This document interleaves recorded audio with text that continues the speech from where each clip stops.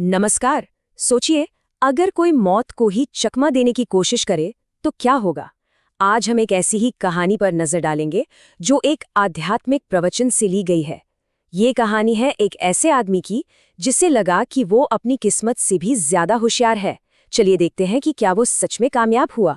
तो यहीं से वो सबसे बड़ा सवाल उठता है ना, कि क्या हम अपनी नियति को, अपनी किस्मत को सच में बदल सकते हैं। इस गहरे सवाल का जवाब हमें एक बड़ी दिलचस्प कहानी में मिलेगा। आइए शुरू करते हैं।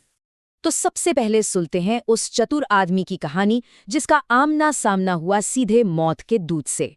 जरा सोचिए, दरवाजे पर दस्तक होती है, आदमी दरवाजा खोलता है और सामने कौन? मौत का दूत, यानी यमदूत, हाथ में एक फाइल लिए खड़ा है और वो कहता है, आज की लिस्ट में सबसे पहला नाम तुम्हारा ही है। अब ये सुनकर तो किसी के भी होश उड़ जाएंगे। वो आदमी घबराया जरूर, पर था बड़ा होशियार। उसने फटाफट दिमाग में एक प्लान बनाया। पहला स्टेप, यमदूत का अच्छे से स्वागत करो। दूसरा, उसे इतना खिलाओ पिलाओ कि वो वहीं सो जाए। और तीसरा और सबसे जरूरी, उसकी फाइल ही गायब कर दो। और हुआ भी वही। यमदूत तो भरपेट खाकर गहरी नींद में सो गया। आदमी ने चुपके से फाइल उठाई और देखा, अरे उसका नाम तो लिस्ट में सबसे ऊपर था।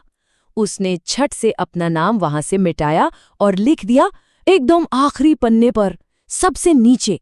उसे लगा, वाह, अब तो सालों की मोहलत मिल गई। लेकिन कहानी में ट्विस्ट तो अब आना था। जब यमदूत की आंख खुली तो वो बड़ा खुश हुआ। बोला, भाई, तुम्हारी मेहमान नवाजी से मैं इतना खुश हूं कि आज मैं अपने नियम बदल रहा हूं। आज मैं लिस्ट ऊपर से नहीं बल्कि नीचे से शुरू करूंगा। और बस हो गया काम। उस आदमी की सारी होशियारी एक पल में धरी की धरी रह गई। सच ही है, नियति से कौन बच पाया है। तो ये कहानी सिर्फ एक कहानी नहीं है ना, ये हमें कुछ बहुत गहरा सिखाती है। ये एक सवाल खड़ा करती है कि आखिर जब जाना होता है तो साथ क्या जाता है। सीधी सी बात है, जब बुलावा आता है ना, तो दुनिया की हर चीज, हर रिश्ता, सब कुछ यहीं का यहीं रह जाता है। इसको ऐसे समझिए जैसे जीवन की एक फाइनल बैलेंस शीट हो। एक तरफ हैं दुनिया की सारी चीजें, घर, गाड़ी, पैसा, ये सब यहीं रह जाना है। और दूसरी तरफ है वो जिसे सच्ची कमाई कहते हैं, बस ईश्वर का नाम और अपने अच्छे कर्म। यही वो दौलत है जो असल में साथ जाती है।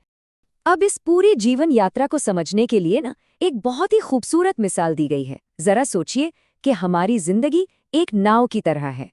और अगर जिंदगी एक नाव है तो ये संसार क्या है? संसार है वो बहुत बड़ा विशाल समंदर जिसे हमारी आत्मा रूपी नाव को पार करना है। तो इस समंदर को पार कैसे किया जाए? नाव तो हो गई हमारी जिंदगी। इस नाव का कैप्टन कौन है? हमारे गुरु। और सबसे जरूरी, नाव चलेगी किससे? वो चलेगी पतवार से।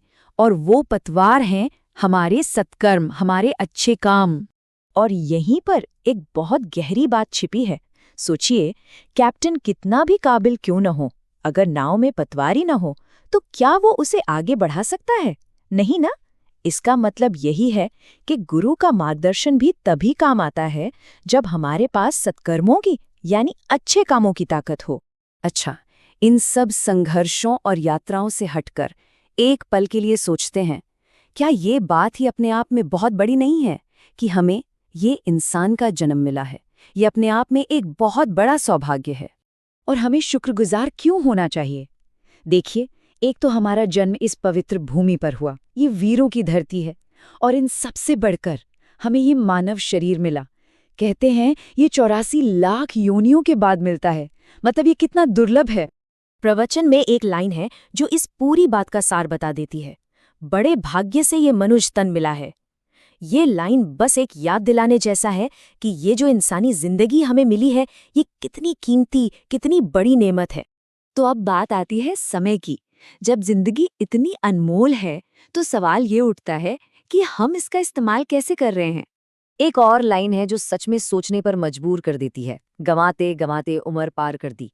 कहीं ऐसा तो नहीं कि हम भी अपनी ये कीमती जिंदगी यूं ही बस गंवा रहे हैं? तो देखिए, आखिर में सवाल ये नहीं है कि हमारा बुलावा कब आएगा। असली सवाल तो ये है कि जब तक हम यहाँ हैं, हम जी कैसे रहे हैं? हम अपनी जिंदगी को सार्थक बना रहे हैं या बस गंवा रहे हैं? इसी सवाल के साथ आज की बात को यहीं रोकते हैं। धन्यवाद।